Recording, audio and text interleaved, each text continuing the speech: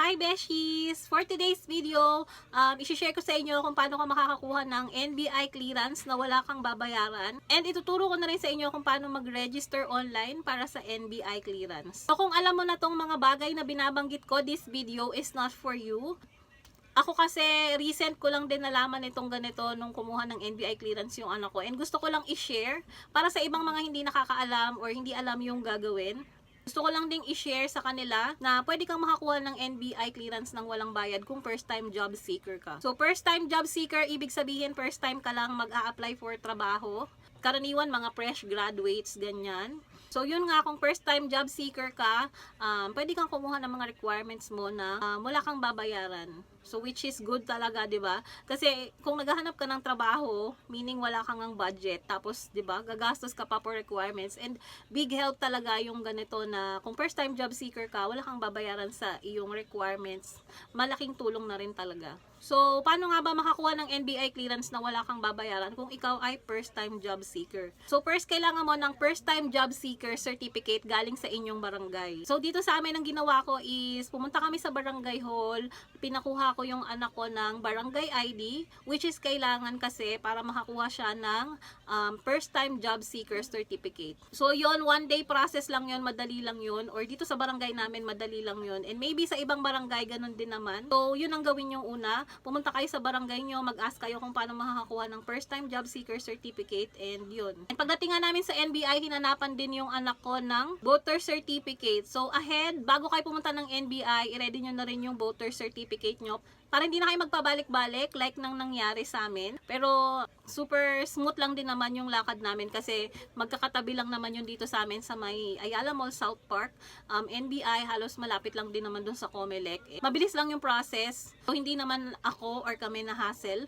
Mapapanood nyo yun dun sa vlog ko nung kumuha kami ng requirements ng anak ko. So, kailangan mo rin ng PSA birth certificate kung kukuha ka ng NBI clearance. So, dun kasi nakalagay, kailangan mo ng 2 valid ID. And usually nga kung first time job seeker ka, fresh grad ka, wala ka pang mga valid IDs, 'di ba? So pwede yung birth certificate, and yun nga yung first time job seeker na certificate dadalin mo, and yung voter certificate.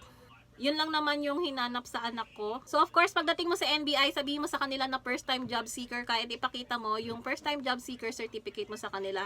And sila na magtuturo sa'yo noon kung ano ang gagawin. Kasi dito sa amin nung nagpunta kami ng NBI, parang iba yung line para sa mga first time job seeker dun sa hindi naman first time job seeker. And before nga kami nagpunta ng NBI, nag-online registration na yung anak ko. So ilalagay ko yung link kung saan kayong mag-online register dyan sa description box or sa comment section. And ituturo ko sa inyo kung paano mag-register. Hindi ko lang ipapakita sa inyo yung mismong process, pero sasabihin ko na lang sa inyo kung ano yung mga gagawin kasi may mga personal details na hindi ko pwedeng ipakita. So, ayan, ipapakita ko na lang next video, and i-explain ko sa inyo kung ano yung mga gagawin. So, pag-click nyo ng link na inilagay ko, ayan, dito kayo mapupunta.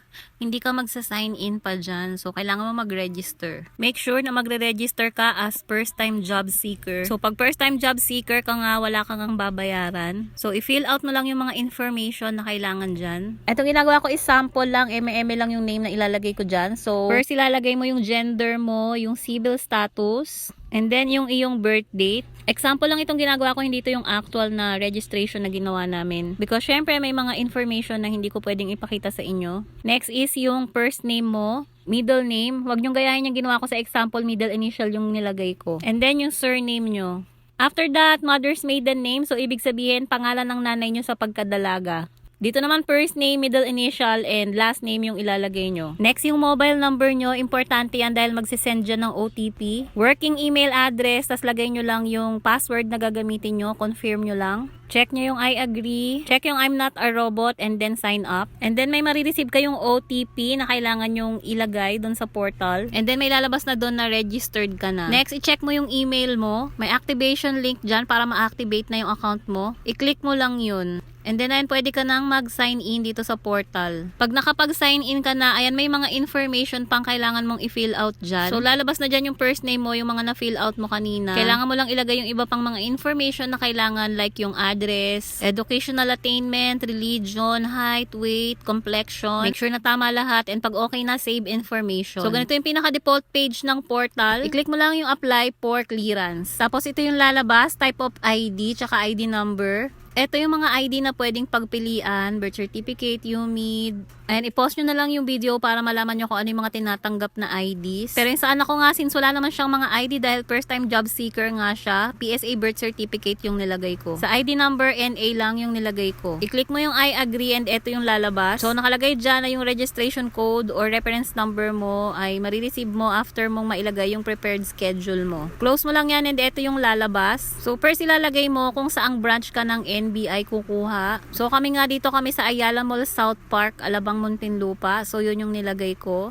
After that, lalabas na dyan kung ano yung mga available na araw na pwede kang kumuha. Yung mga may blue na yan, yan ang i-click mo. May AM and PM din dyan sa schedule. Once na nakapili ka na ng schedule mo, scroll mo lang siya pababa. Makikita mo dyan nakalagay multi-purpose clearance, ang amount 0. And nakanote na this is free for first-time job Nakasulat seeker. Din dyan yung appointment schedule. And then sa baba, click save to get the reference number. After mo masave yan, may marireceive ka ulit na email. Nandun din yung reference number mo. And dito sa portal, pag kinlik mo yung transaction, ayan, lalabas din dyan yung appointment schedule mo and reference number. Ayun nga, kung nakapag-schedule ka na ng iyong appointment sa NBI, screenshot mo yung iyong appointment schedule and yung iyong reference number. Itong reference number is hahanapin nila sa'yo pagdating do sa NBI, isusulat mo to doon. Pagpunta mo sa appointment mo, sabihin mo nga lang na first time job seeker ka, pakita mo yung mga requirements like PSA, voter certificate, and yun nga first time job seeker certificate, and hihingin nila sa'yo yung reference number, isusulat mo lang yun doon, and yun, tuloy-tuloy na yung process mo doon. Magba-biometrics ka and everything, and kung depende yan, kung makukuha mo agad ngayong araw na to, yung NBI clearance mo, or kagaya sa anak ko, pinabalik siya ng after a week yata. So 1 week bago nakuha ng anak ko yung kanyang NBI clearance. So yun lang, sana makatulong itong video na ito para sa mga first time palang kukuha ng NBI clearance and para sa mga first time job seeker. Sana rin naging maayos yung explanation ko and sana naintindihan nyo. If may questions kayo, kaya kong sagutin, mag-comment lang kayo dyan. Again, yung mga links is lalagay ko rin sa comment or sa description box para madali na lang sa inyo. I-click nyo na lang and dire-diretso na kayo para dun sa pag-register sa NBI. So, yun na lang muna for now. Bye! Thank you for watching. Sana nakatulong ako kahit papano.